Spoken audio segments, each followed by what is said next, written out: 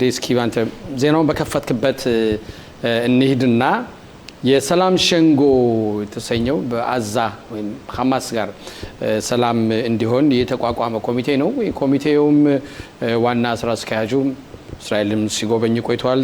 ወደ መጡበትም ተመልሰው የሄዱበት አጋጣሚ አለ።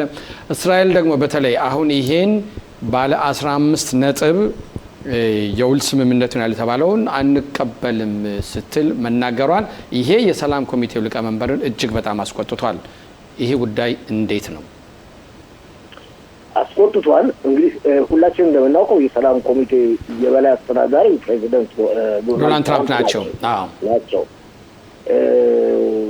ይህንን እንግዲህ ትላንት መግለጫ ከወጣ በኋላ የሰላም ኮሚቴው ሊቀመንበር ተቆጥተዋል ብለሃል። ግን እስካሁን ድረስ ከአሜሪካ የወጣ ምንም መግለጫ የለም። ሁሉም እንደሚሉት ከሆነ ጠቅላይ ሚኒስትር ቤንያሚን ኔታንያሁ ከአሜሪካ ጋር ሳይስማሙ ዝም ብለው ተነስተው መግለጫ ቢሰጡ ነው ፕሬዚደንት ትራምፕ ይቀየሙ ነበር።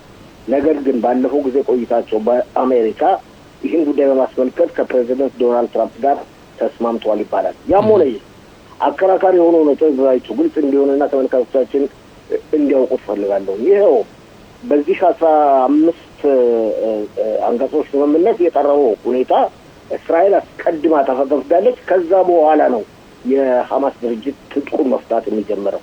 ይህ ሁኔታ ከመጀመሪያውም ጀምሮ አልተነገረም። ከመጀመሪያውም ጀምሮ ስምምነት ላይ የተደረሰው ሐማስ ትጥቁን መፍታት አለበት።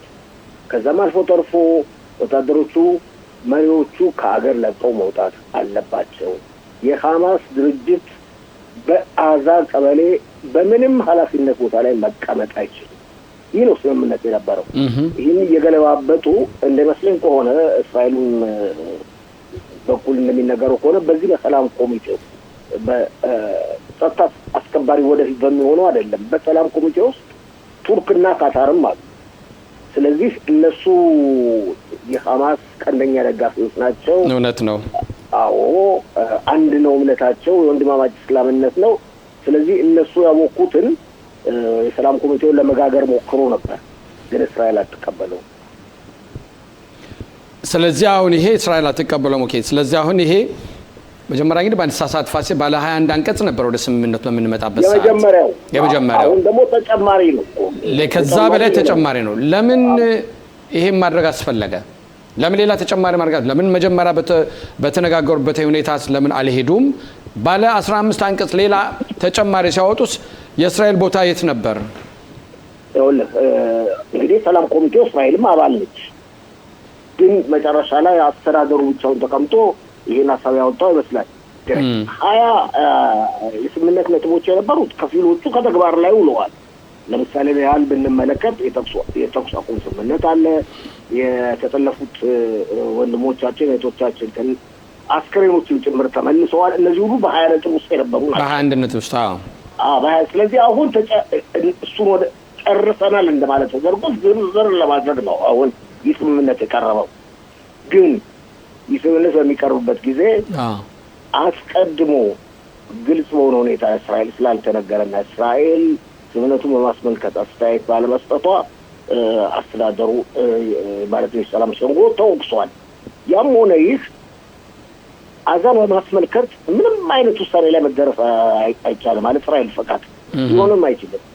ሊቆጡ ይችላሉ፣ ሊናገሩ ይችላሉ። በተለይ አሁን በምርጫ በተቃረበበት ጊዜ ወቅት ዝም ብሎ ተነስቶ ማን ነው ወደኋላ የሚያፈገፍገው? የማይሆን ነገር ነው።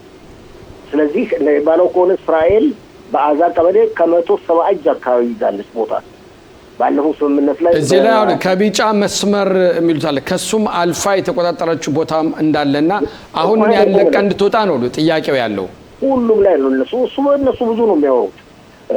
ከቢጫው መስመር በላይ አሁን 16 እጅ ገብታለች ወደ ውስጥ። ማለትም በአጠቃላይ ሁኔታ ቢጫው መስመር 54 እጅ ነው። አንድ ላይ 170 እጅ ማለት ነው። 70 እጅ። ስለዚህ እንደገና ጨምራ 16 እጅ ወደፊት ሄዳለች። ከዛም በላይ መጨመር ትችላለች። ይሄ ግን አንድ ራሱ ፋሲላውን የተኩስ አቁም ስምምነትን የሚጻረር አይደለም ወይ? ከቢጫ መስመሩ አልፋ መሄዷ ለምን አስፈለገ? በዛ አካባቢ ይህን አልፋ ልትሄድ የቻለችበት ምክንያት ነው ተብሎ የሚነገረው በዛ አካባቢ የሽብር ፈጠራ ድርጊቶች ስለተፈጸሙ እስራኤል አስቀድማ እንደተናገረችው በዛ አካባቢ የሽብር ፈጠራ ድርጊት ከተፈጸመ አካባቢ ጸጥታ ለማደፍረስ ከተሞከረ ሂሳብ የሚከፈለው በመሬት ነው። ስለዚህ ተጨማሪ መሬቶችን እያያዘ ትሄዳለች። መሬት መወሰድ ማለት ለሁላችንም አንገባጋቢ ነው። በማንኛውም ማለት ይሄ መሬት መውሰዱ አሁን ይሄን የሽብር ፈጠራ ድርጊት ይቀንሷል ወይ? እንደምናየው እንደምንሰማው ከሆነ ሐማስ አሁን ባለበት በ30 እጅ ከመቶ በ30 እጅ ባሉ በቀሩት ቦታዎች እንኳን በደንብ ቆሞ ግብር ሲያስከፍል የራሱን ርዕዮተ ዓለም ሲያካሂድ አገሩን ከተማይቱን ማዛን የቀረችውንም ሲያስተዳድር አለ ሆኖ እያሳየ ነው። እንደገና ደግሞ እየተደራጀ ነው። ሌሎች አዳዲስ የጦር መሳሪያዎች ማምረት እየሞከረ ነው። በግብጽ በኩልም በሲናይ በኩልም ለማስገባት በተለይ እነኚህ ቀላል ድሮን ያን በመጣች በእነሱ አማካኝ ለማስገባት የጠራ ነውና ይሄ ላይ ምንም የተኩስ አቁም ስምምነቱን ተገና አድርገው እንደገና ሐማስ እየተጠናከረ አይደለም ወይ? ይህ በዚህ እንዳለ እንዴት ነው መከላከያ ውጣ የሚባለው? አንደኛው ይሄ ነው። ግን ማለት ውጣ የተባለበት ምክንያት ሰላም ማስፈን በሚል አመለካከት ነው። ግን ስንመለከተው አሁን እንደኔ አመለካከት አሁን እንደምትለው አይደለም። ሐማስ በጦር ኃይል ደረጃ አልተደራጀም። ከበፊቱም ተጨማሪ ኃይል የለውም። እርግጥ በአስተዳደር ደረጃ እንደበፊቱ በዛች በተረፈችው 30 እጅ ላይ እያስተዳደረ ነው። በፊት ሳይደርገው እንደነበረው እሱ ነው የበላይ። ምክንያቱም እሱ የበላይ የሆነበት ምክንያት አሁንም ቢሆን እንደ ድሮም ባይሆንም አይቸው የጦር መሳሪያ በእጁ ነው ያለው። ለዚህ እኮ ነው ትጥቁን ይፍታ የሚባለው። የጦር መሳሪያ በእጁ ነው ያለው። ነገር ግን ግልጽ አይደለም እንጂ ተቃዋሚዎች 5-6 ሚሊሻዎች እንዳሉ ይነገራል። የሀገር ውስጥ መረጃ ድርጅቶች ሳባክ ብዙ እንቅስቃሴዎችን ያደርጋል። ሰሞኑን ረገብ አለ እንጂ በየቀኑ ጥቅምት 7 ቀን የሽብር ፈጠራ ድርጊት የፈጸሙትን ወንጀለኞች ሽብርተኞች በየቀኑ እየታደኑ ይገደሉ ነበር። ታውቃለህ? 2 በቀን 3 በቀን 4 በቀን 5 በቀን 6 በቀን። ይህ ነው የእስራኤል መከላከያ ኃይል ዋና ዓላማ። ስለዚህም በአጠቃላይ ሁኔታ ነገሩ ለመገምገም ከፈለግን እስራኤል በፍጹም ወደኋላ አትመለስም። ገና ብዙ ጣጣ ነው ያለው እዛ ደረጃ ላይ ለመድረስ። አሁንም ቢሆን ሁላችን መገንዘብ ያለብን በተለይም ሀገር ውስጥ በውጭም ሀገር የምትከታተሉ ተመልካቾቻችን መገንዘብ ያለብን ሐማስ ድባቅ ተመቷል። የተረፈው ኃይልም በጣም አነስተኛ ነው። የጦር መሳሪያ በድሮን አማካኝነት ከሲናይ ላይ ሶስት ሞክር ይሆናል። ይህንንም እስራኤል እየተቆጣጠረች ነው። ብዙ ሌላ ተጨማሪ ኃይል ከሲናይ ሊገባለት አይችልም። ፊላደልፊያ መስመር በእስራኤል እጅ ነው። ራፊያህ በእስራኤል እጅ ነው። ከዛም አልፎ ተርፎ በባህሩም በኩል በሜዲትራኒያን ባህር በኩል የእስራኤል ባህር ኃይል ከፍተኛ ቁጥጥር እያደረገ ነው። በኋላ በኩል ደግሞ እስራኤል ነች የምትቆጣጠረው። ሌላ ወጣ በራ የለው። ስለዚህ ታፍነው ነው ያሉት። ግን እስራኤል አሁን ይሄን ባለ 15 አንቀጽ አልቀበልም ማለቷ ከዶናልድ ትራምፕ ጋር ቅሬታ ውስጥ ሊያስገባት አይችልም ወይ? አልኩ እኮ ምናልባት አሁን ዝም ይላሉ። ዝም ያሉበት ምክንያት ሊኖር ይችላል አልኩ እኮ ቅሬታ ሊፈታ ይችላል። ግን እንደኔ ግምት አንዳንዶችም እንደሚገምቱት ከሆነ ዶናልድ ትራምፕ ዝም ብሎ ሸንጎ ይናገር ምን ጨነቀኝ ብለው ነው እንጂ ከጠቅላይ ሚኒስትር ቤንያሚን ኔታንያሁ ጋር ጠቅላይ ሚኒስትሩ አሜሪካ በነበሩበት ጊዜ ለሊንዚ ግራም የቀብር ስነ ስርዓት በደንብ ተነጋግረዋል። ይህን በማስመልከት ይመስላል ጠቅላይ ሚኒስትሩ የተናገሩት። ጠቅላይ ሚኒስትሩ በተቻላቸው መጠን ልብ ብለህ እንደሆነ አንተ በጣም ነው ተከታተለው፣ ልብ ብለህ እንደሆነ ዶናልድ ትራምፕን ለማስቀየም ፍጹም አይፈልጉም። በፍጹም አይፈልጉም። ዶናልድ ትራምፕ ምንም እንኳን አሁን በመጨረሻው አካባቢ እንደዚህ ብድቅ ማለት ቁጭና ብድግ ቢሉም ኢራንን በማስመልከት የሚወስዱትን እርምጃ ሁላችንም ቀረብ ያሰኘንም ለእስራኤል ትልቅ አስተዋጽኦ ያደረጉ የአሜሪካ ፕሬዚደንት ናቸው። ለመጀመሪያ ጊዜ በእስራኤል ታሪክ እስራኤልና አሜሪካ ጎን ለጎን በመሆን ፓይለቶቻችን ጎን ለጎን በመሆን ጠላታቸውን ኢራንን ድባቅ መጥተዋል። ይህ ነገር መረሳት የለበትም ነው ብለው ግን አሁን ባለበትኝ ሁኔታ የሰላም ኮሚቴው በሚወስደው እርምጃ ማለት እንግዲህ አሁን ይሄን ከፕሬዚዳንት ዶናልድ ትራምፕ ጋር አይመካከሩም ማለት ነው። እሳቸው ከሚያደርጉት እርምጃ ያሳውቁ ማለት ነው። እንዴት ነው ይሄ ሰላም ኮሚቴው የሚንቀሳቀሰው? ይመካከራሉ። የሰላም ኮሚቴው የሚንቀሳቀሰው በራሱ ኃይል ነው። በጀት አለው፣ ተወካይ ሀገሮች አሉት። ከመደበኛዎቹ ከአሜሪካና ከእስራኤል በተጨማሪ አብረው የሚያሟሙቁት ቱርክና ካታር ውስጥ አሉ። ሌሎች አረብ ሀገሮችም ከኋላ ሆነው ገፋ ገፋ ያደርጋሉ። ምሳሌ እንውሰድ።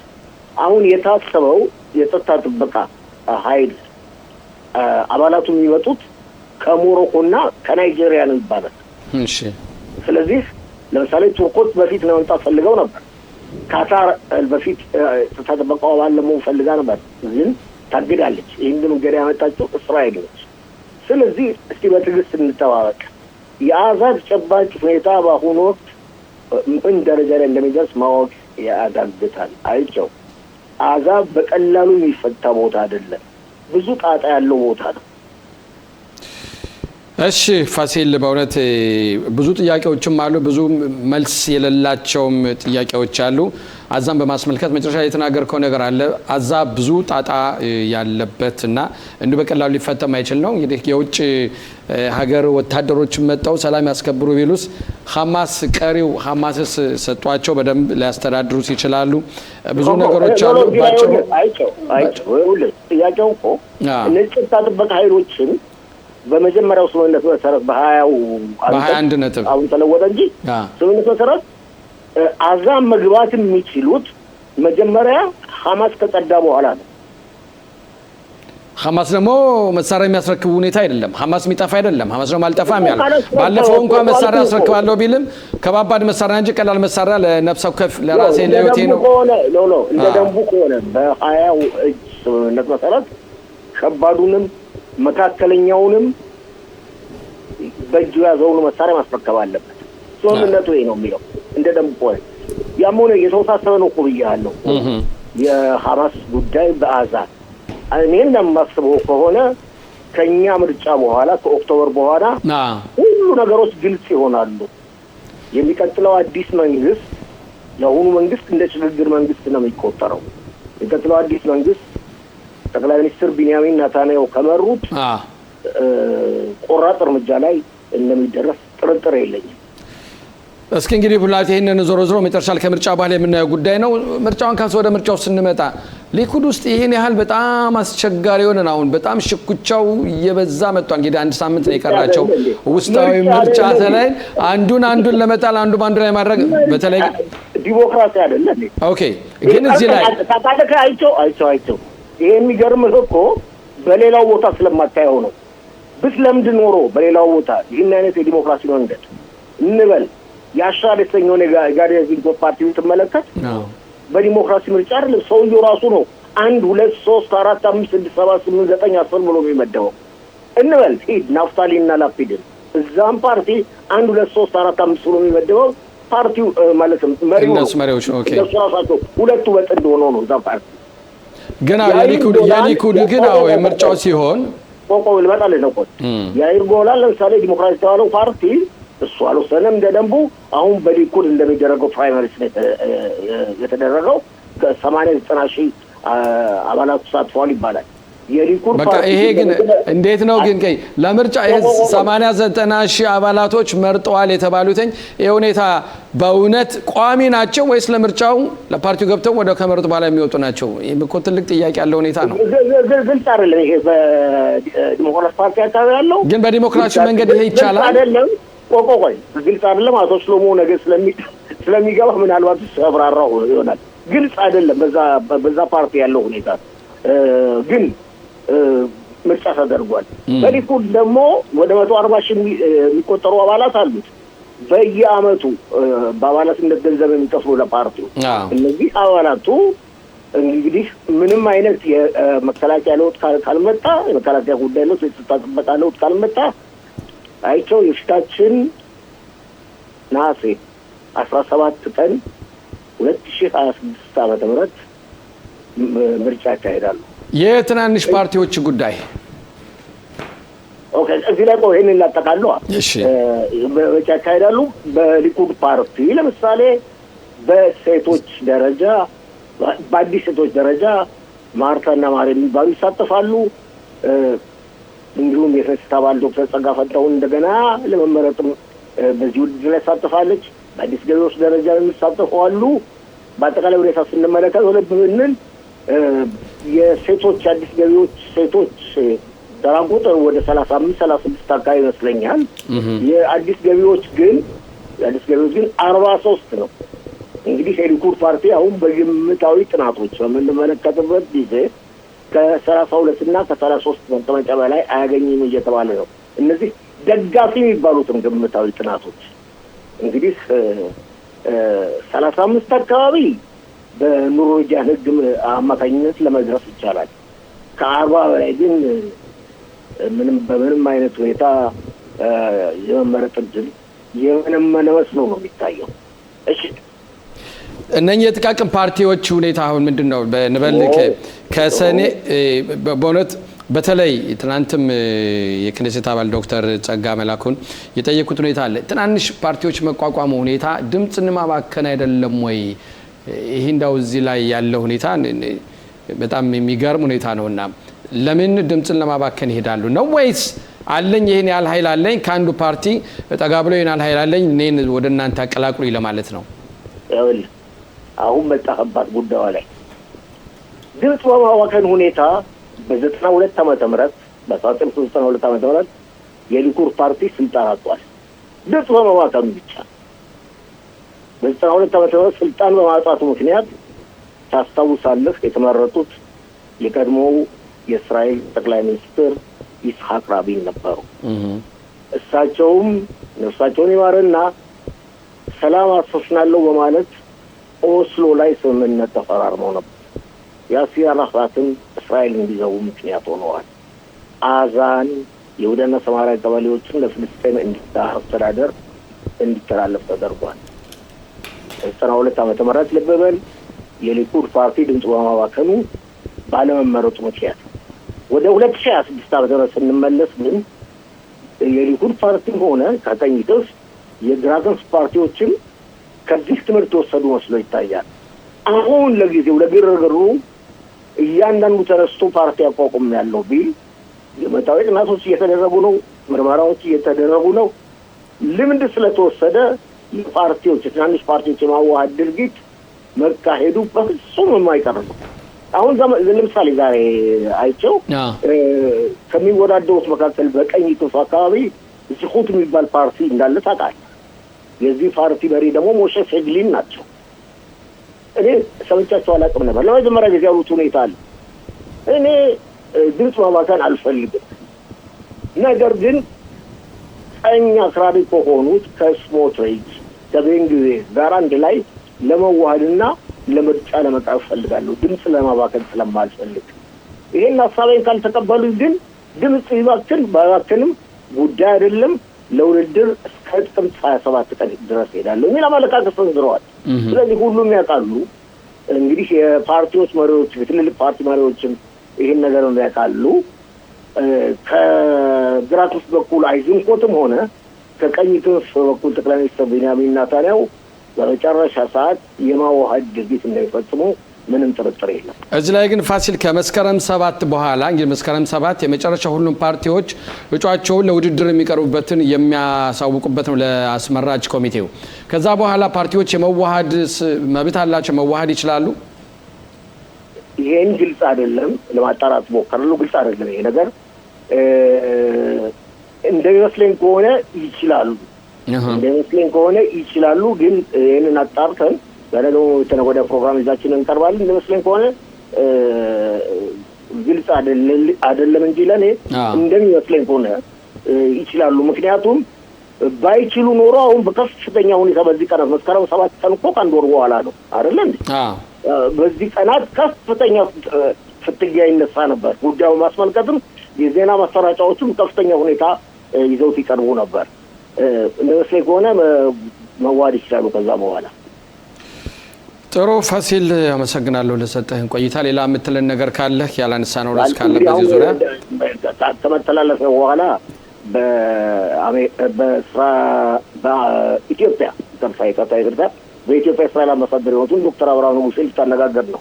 በተለይም ተመልካቾቻችን ቤት እንዲሆን የምፈልገው ዋናውና ትልቁ ሁኔታ ዶክተር አብርሃም ንጉሴ ለጋዜጠኛ ቃለመጠይቅ በሰጡበት ወቅት ያሉት አንድ አባባል አለ። እስራኤል ለበሉ ተመልካቾቻችን ለመጀመሪያ ጊዜ ይመስለኛል ኢትዮጵያ የባህር ወደብ የባህር በር እንደሚገባት የምታቀርበው ጥያቄ ትክክል ነው የሚል የድጋፍ ድምፅ ሰጣለች የሚል አመለካከት ሰንዝረዋል። ይሄና ሌሎቹን እንግዲህ አይቸው በሰፊው ለተመልካቾቻችን ይዘን ትቀርባለህ። መልካም ቀን።